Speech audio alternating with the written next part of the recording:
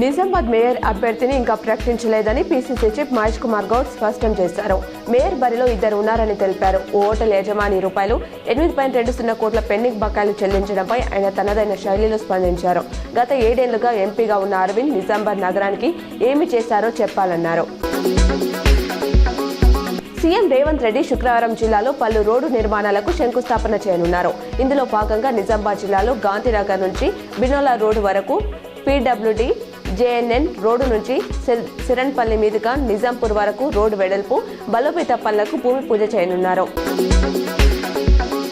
Kamareddy municipal ఎన్నికలు ఈసారి ఎప్పుడూ లేనంత ఉత్కంఠ భరితంగా సాగుతున్నాయి. శుక్రవారం తెలంగాణ రాజ్యాధికార పార్టీ అధినేత ఎమ్మెల్సీ తీన్మార్ మల్లన్న రానున్నారు. శనివారం జనసేన పార్టీ అధినేత పవన్ కళ్యాణ్ కామారెడ్డికి వస్తున్నారు.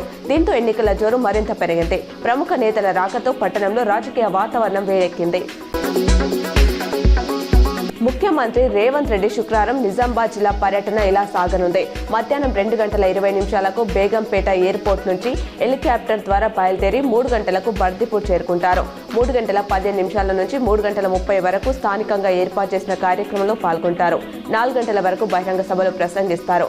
4:30 బర్దిపూర్ నుంచి బయలుదేరి 5:25 తిరిగి బేగంపేట చేరుకుంటారు.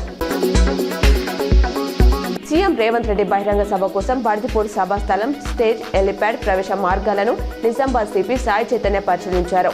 భద్రతా లోపాలు రాకుండా ట్రాఫిక్, పాదచారుల సౌకర్యాలు, అత్యవసర వాహన మార్గాలు, అంబులెన్స్, ఫైర్ సర్వీస్ ఏర్పాట్లను సమీక్షించారు.